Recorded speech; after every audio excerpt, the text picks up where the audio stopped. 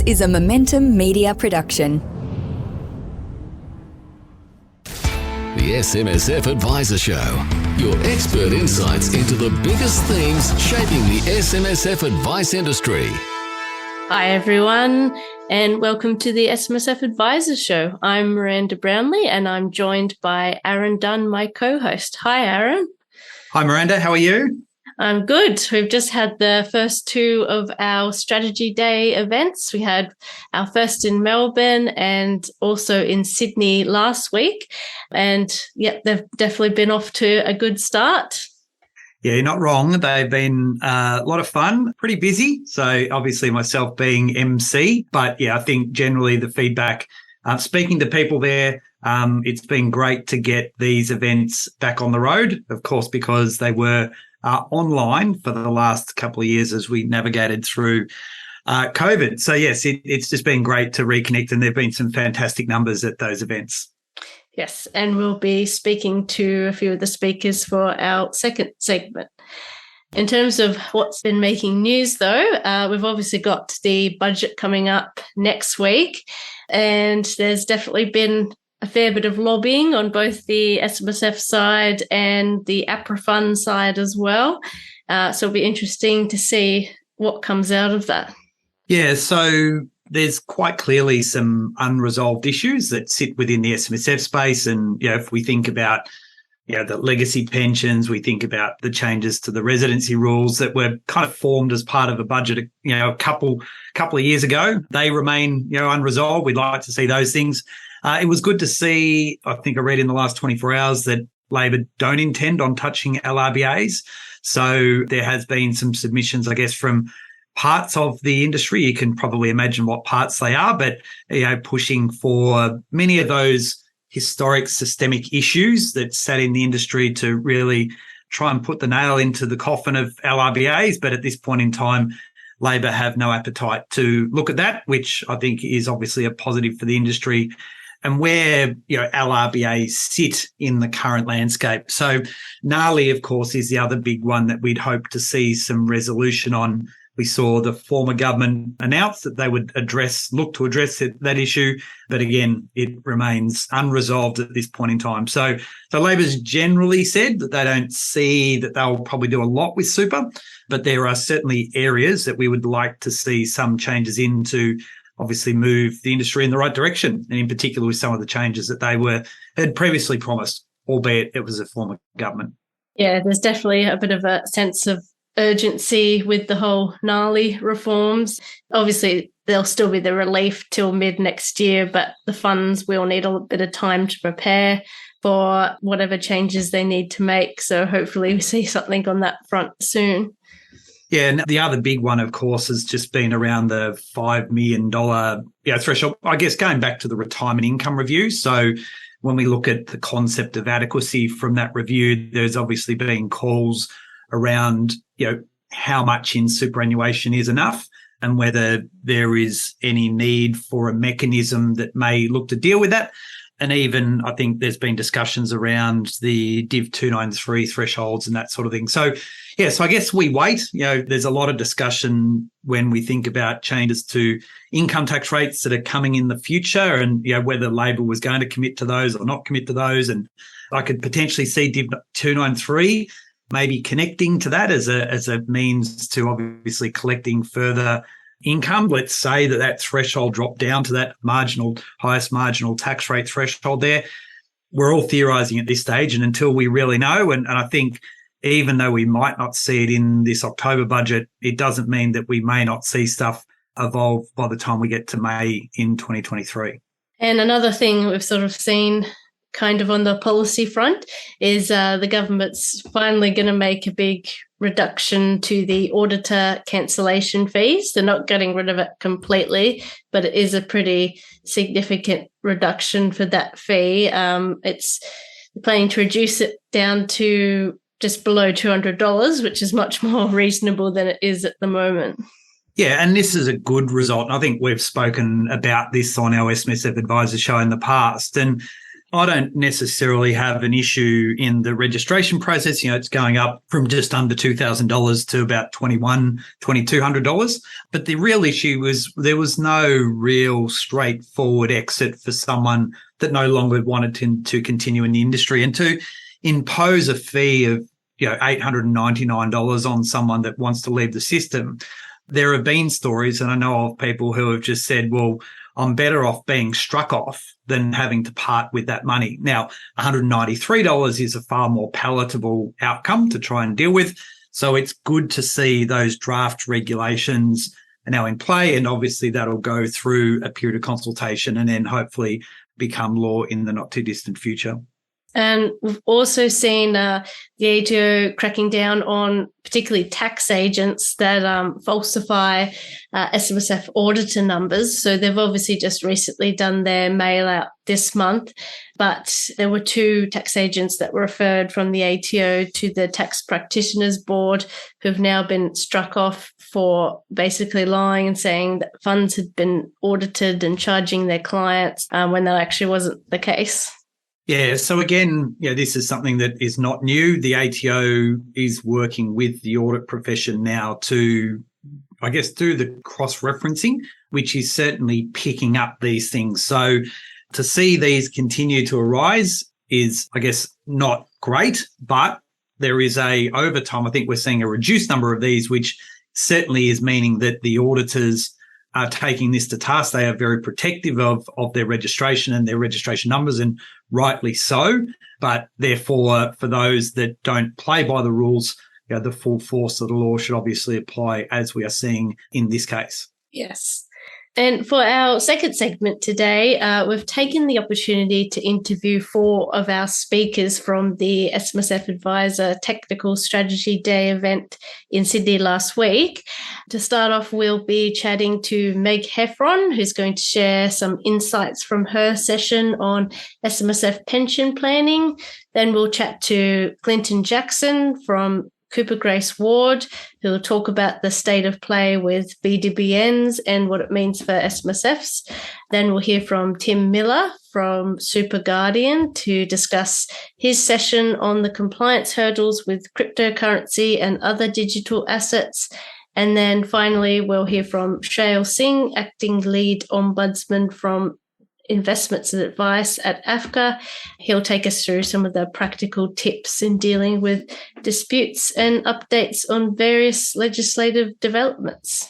Yeah, so these discussions really provide some great insights into the topics that our speakers shared with the audience at our SMSF Technical Strategy Day. So we hope you enjoy.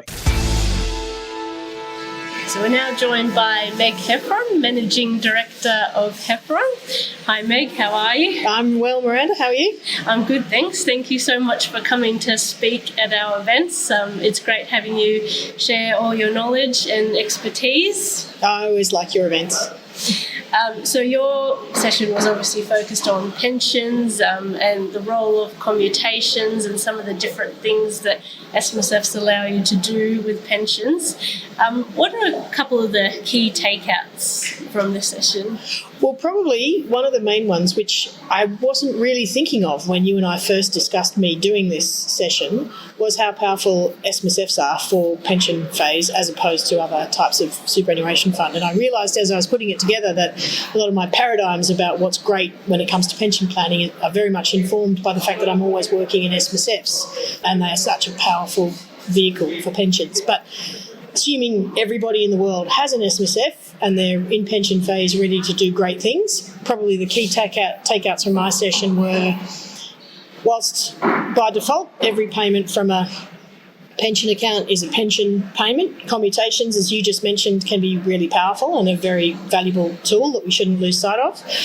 I had a couple of important things to do before the pension started, which is probably made even more real these days by some of the things we have to do before a pension starts relate to documentation, and that documentation in an age where everything is being sent out digitally, it becomes even more transparent when that documentation was signed. So, the importance of genuinely doing some of these things before the pension started. And I was talking in my session specifically about claiming a personal tax deduction for contributions that were made before the pension started.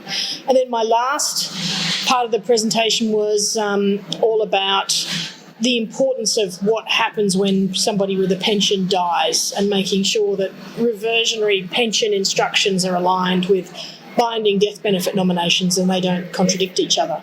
Yes, and I also saw you highlighted a couple of the traps there, such as, claiming contributions, but you've already started the pension and things like Absolutely, that. Yes. Because, funnily enough, once you've started a pension, you can't go back and say, oh, I didn't mean to put in documentation to claim the full $27,500 as a tax deduction.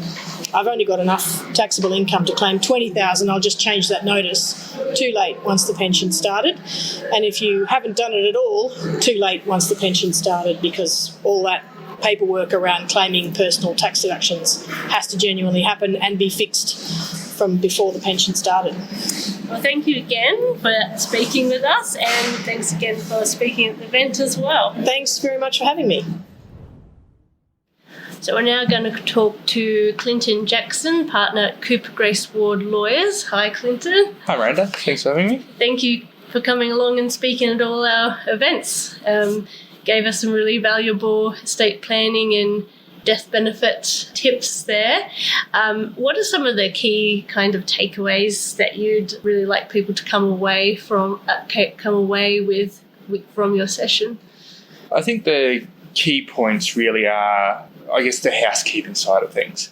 As advisors, we all have different skills, and the people who are on the front line, being the accountants and the financial planners, obviously can't do the legal side, but they can help a lot in facilitating getting the right outcome for their clients. The key thing really for them is making sure we can find all the trust deeds, so the whole history of the fund, including the original deed, every variation and change of trust deed, because that's really useful for the lawyers to make sure if we are doing someone's estate planning, we can get the documentation right. The other thing is making sure they have all the other key estate planning documents. So they have the client's wills, they can find the reversionary pension documents, all the pension documents themselves, the binding nominations. And also too, obviously, when they see all those documents, if there are any inconsistencies or discrepancies between how the documents seem to work together, querying why and then taking steps to action that. Yes, and you also had some interesting tips around what to do if you can't find the documents and it's at a point where perhaps maybe it's at the stage where they just need to set up a new SMSF. Yeah, absolutely. So when you've got a problem with your deed history, obviously, preferably we'd like to fix it if possible. But it's not always possible because either we can't find some documents that are really critical to that history, or there are just too many problems to really overcome. So in those circumstances, there are really only a couple of options. If we want to keep the existing fund, there's always the option of going to court and having the court, Supreme Court in each state give directions and assistance to fix a problem, but that's a pretty expensive process. So for a lot of clients, instead of doing that, our preference is to set up a new fund and go through the process of rolling over from the old fund that has issues to the new fund that is squeaky clean and doesn't have any problems. And do you have any more advice for accountants or advisors that are guiding their clients through perhaps estate planning or sorting out their succession planning for super? Yeah, I think really it's a difficult area. We've been talking about these issues now around binding nominations and how to do estate planning for super for in depth for 10 plus years. There's been a lot of cases over the last 10 years that we've all spent lots of time at conferences talking about, and it's still not getting any easier. So I think really the key tips from my point of view are that don't try to do something in isolation. A binding nomination or a reversionary pension strategy in isolation without looking at the entire estate plan, I think can be really dangerous. And the other thing would be, if your clients are looking to embark on that estate or succession planning process, I guess line them up with advisors that can help with everything. We still see so many people, unfortunately, with lots of money in super who go to lawyers who won't touch any of their super or provide any advice, and they'll only want to do a will. And I think realistically, given super is sometimes the largest, if not the largest, it's up there, usually is the second or third largest asset for most people's estate, it becomes really important to have a person who can integrate all that stuff together. All right, thank you again for chatting with us, and thank you for joining us at the event as well. Thanks very much for having me.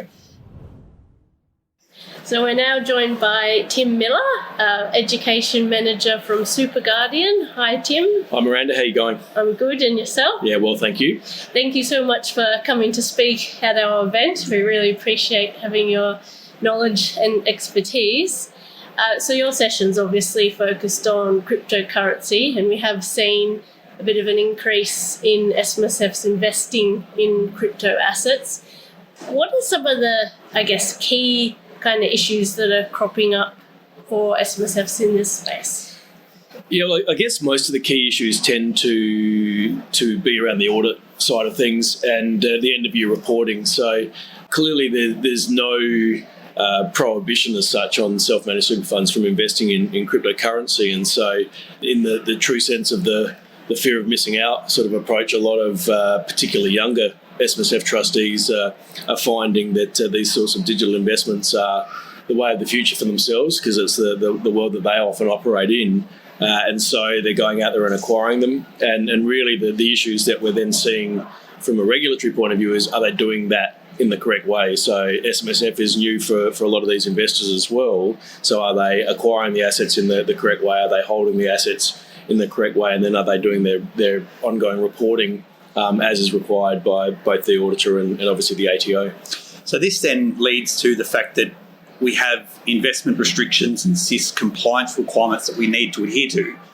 And it doesn't matter the form or structure of an investment, the rules are the rules. So what are some of the things, I guess, in your session that you want to convey to the audience that's listening today about these areas that you need to be across? Yeah, so look, and I think that's probably the beauty of someone like me being able to talk about it, because I don't come at it from a huge crypto background. I come at it from a regulatory background, and so it is those very investment restrictions along the sole purpose test, the financial support and financial assistance to members and relatives of the fund members. They're the areas that I'll largely be focusing on, particularly.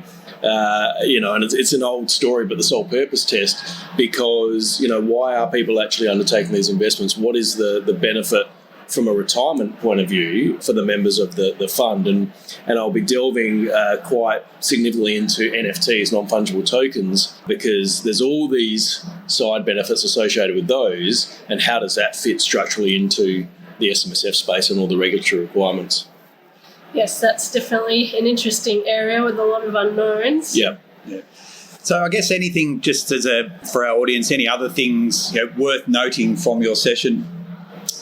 Oh, look, I guess the things worth noting will be that I'm going to run through, an audit checklist to make sure that funds that are investing in this space are doing so with particular audit requirements in mind. I'll obviously also run through that checklist of the various investment restrictions so that we go beyond the sole purpose test into the other areas, but also, I guess, just a broader overview of where the ATO sit from a regulatory point of view. So one of the key issues that we need to talk about is the taxation implications of holding these investments, because we use the term, or the term is cryptocurrency, but it's not a currency. It is more akin to a commodity. So we're talking about CGT assets. So really sort of drilling into the issues associated with taxation, audit, and investment restrictions. Well, thanks so much for chatting with us. I'm sure it'll be a very interesting session. No worries. Thanks for having me along. Thank you, Tim. Cheers. So we're now joined by Shail Singh, who is the Acting Lead Ombudsman Investment and Advice at AFCA. Hi, Shail. Hi, Miranda. Good to be here. Yeah, thank you so much for coming to speak at our event. I know people are really keen to hear from AFCA. So can you give us a few of the tips and things that you covered in your sessions, perhaps things that people can really take away and prepare themselves with? Absolutely. Look, we gave a number of case studies and we try to make them as relevant as possible. And really the two really important issues, I think, at the moment are around scoping of advice, but also we've done one on MDAs and the sort of considerations involved. So we will run through those case studies, but ultimately there are tips that come out of them. And importantly with scoping, it's all about clear communication and really discussing with your client what are the parameters of the advice you're providing.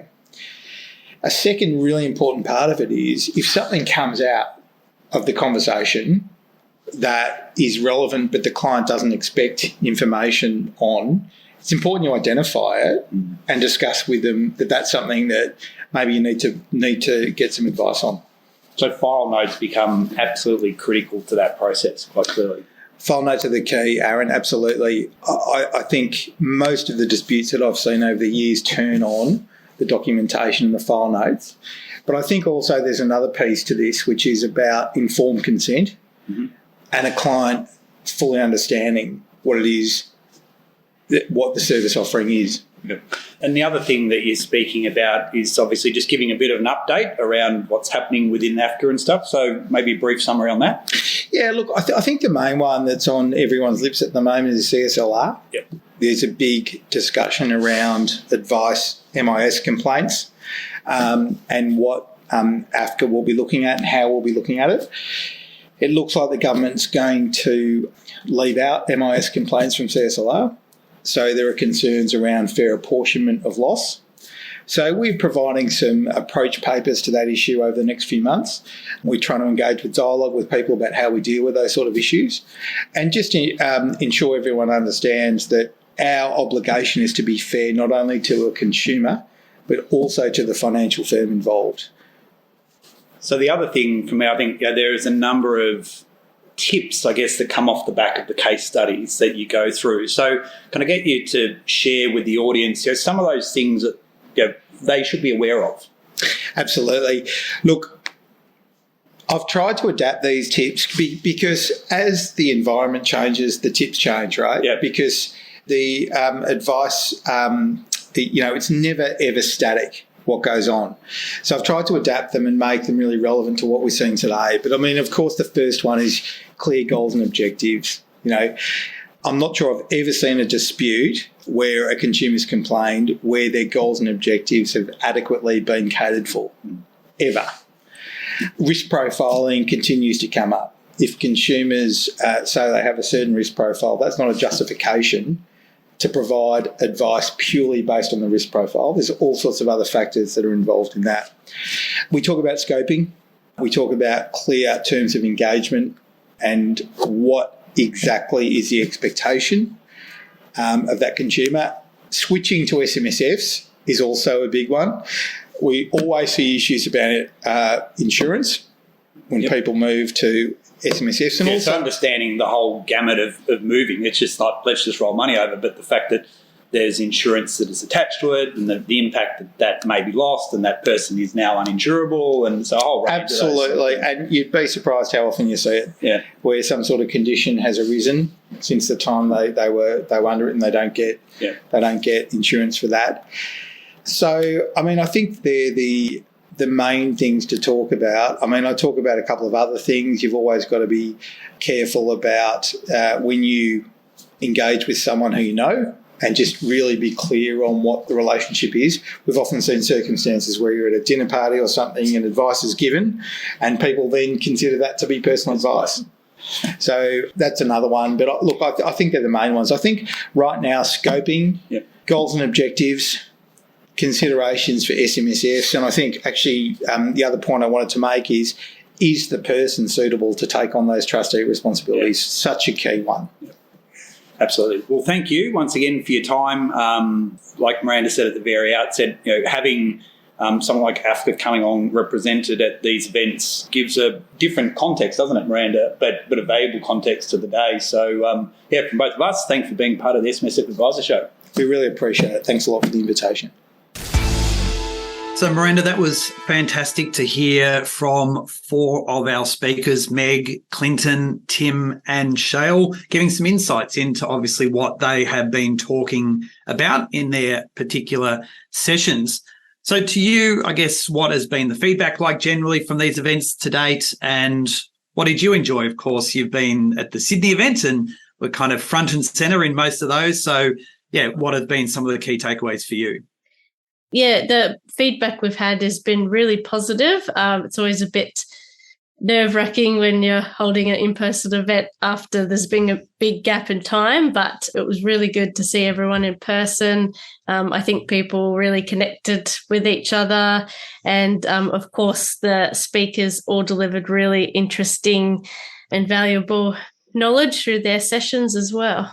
Yeah, so it's fascinating. One of the things that I've picked up, and I sort of jokingly said it to Tim Miller on stage as he sort of finished his session, is just the evolution of content as well. So to be thinking about, sessions where we're talking about digital assets and cryptocurrencies, those sorts of things, weren't even really thought. They were very much in their infancy, but weren't thought about as a topic of importance.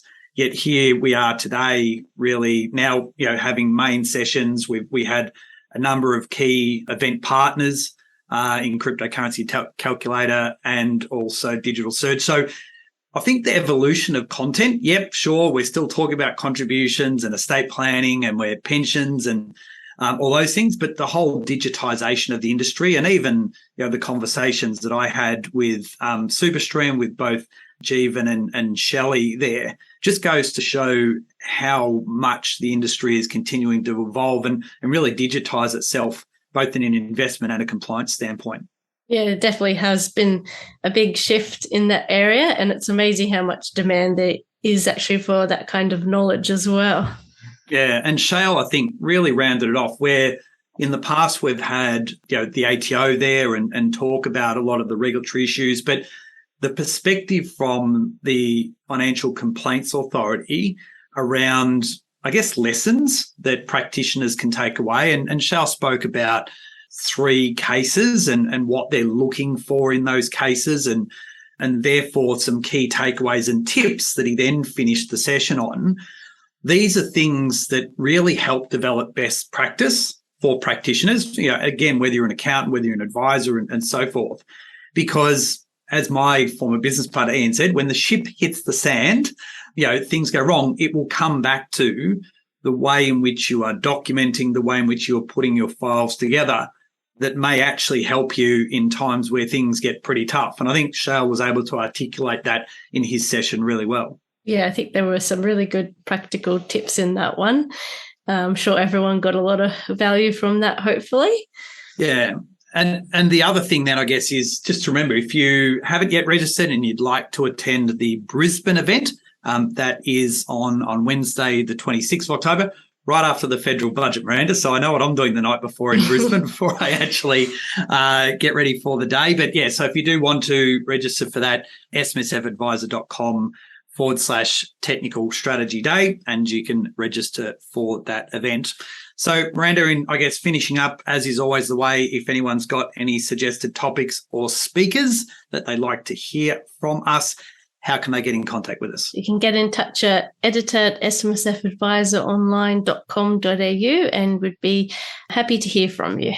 So thanks everyone for joining us again for this week's SMSF Adviser Show. We hope you got some great value out of it and we look forward to seeing you again for our next podcast. Take care and bye for now.